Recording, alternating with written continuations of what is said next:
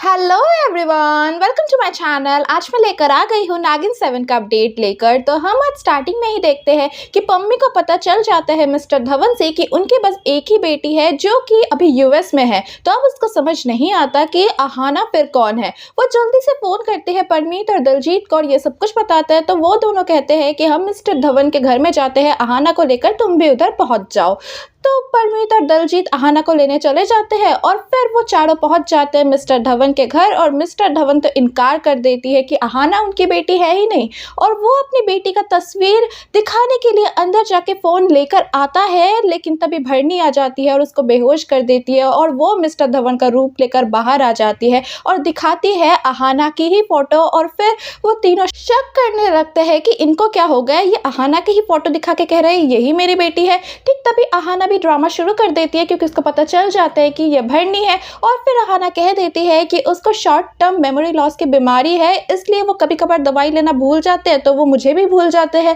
तो फिर वो उस दवाई को खिलाते हैं और फिर मिस्टर धवन तुरंत अहाना से कह देते हैं कि मैं सब कुछ भूल जाऊँ, इससे पहले वो नायाब हीरा मैं तुम्हें गिफ्ट के तौर पे आज ही दे देता हूँ। और फिर वो मिस्टर धवन मतलब भरनी सबको गोल्ड माइंस की तरफ लेके चले जाते हैं उस नायाब हीरे को दे देने के लिए। और फिर वो हीरा निकाल के वो अहाना के हाथ में दे देती है। और फिर अहाना कहती है कि मैं इस हीरे का क्या ही करूँगी, आप ही सब रख लो, संभाल लेना। तो वो परमीत और दलजीत वगैरह लेके चले जाते हैं उस नागमणि की खुशी में। और फिर वो तीनों कहकर भी जाते हैं अहाना को कि वो ध्यान रख लेंगे उस नागमणि का। और फिर वो वहाँ से निकल जाते हैं और हम फिर देखते हैं अहाना और भरनी फ्लैशबैक में जाते हैं, जहाँ अहाना सोचती है कि वो हीरा नागमणि जैसा दिखता है, लेकिन नागमणि एक्चुअली में है नहीं। वो जब जड़ी बूटी लेने समुद्र के नीचे गई थी तब उसको मिला था वो हीरा, तो उसने वो उठा लिया था। और फिर अहाना ये भी सोचती है कि जब तक उन्हें पता चलेगा कि ये नकली नागमणि है तब तक वो अपने काम को अंजाम दे देगी। और फिर अहाना चली जाती है घर में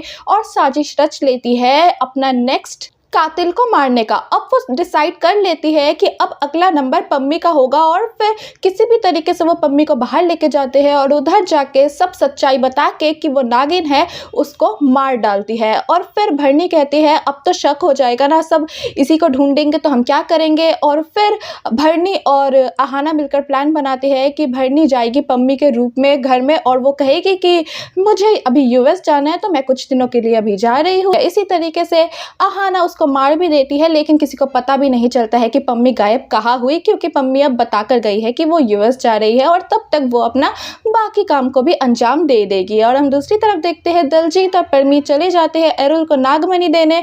एरुल नागमणि रख तो लेता है और काफ़ी ज़्यादा खुश होता है, लेकिन वो फिर से एक दूसरा काम दे देता है और वो कहता है कि मुझे ये मंदिर ढूंढ के दो। और एक मंदिर का फोटो भी दिखाता है और वो कहता है कि ये मंदिर इंडिया में है पर कहाँ है किसी को नहीं पता। तो अब वो मंदिर उसको चाहिए। तो अब परमीत और दलजीत काफ़ी ज़्यादा परेशान हो जाते हैं कि एक मुसीबत गई नहीं कि दूसरी आ गई। फिर उनको फिर से वापस लौट के जाना पड़ा क्योंकि अब उनको वो मंदिर ढूंढना है, क्योंकि वो मंदिर एरुल को चाहिए ही चाहिए। और फिर हम देखते हैं आर्यमन राधिका के घर में चला जाता है उससे पूछने के लिए कि उसने शादी के दिन उसको क्यों छोड़ा। लेकिन वो जैसे ही जाता है और राधिका और पूरब को क्लोज देखता है वो वहाँ से चला जाता है कुछ ना पूछे ही। और फिर वो घर में चली जाती है और घर में जब आर्यमन को इस तरीके से अहाना देखती है तो उसको बिल्कुल भी अच्छा नहीं लगता है। अहाना सोच लेती है कि अब वो राधिका के पास जाएगी पूछने कि उसने ऐसा क्यों किया। अब वो चली जाती है राधिका के घर में और पूरब का रूप लेकर राधिका से बात करने के लिए चली जाती है और काफ़ी ज़्यादा क्लोज आने की कोशिश करती है राधिका की। और फिर राधिका पूरब को हटा देती है, यानी कि अहाना को हटा देती है। और राधिका बहुत ही बड़ा राज का खुलासा कर देती है कि पूरब उसका पति है ही नहीं, वो दोनों बस नाटक कर रहे थे।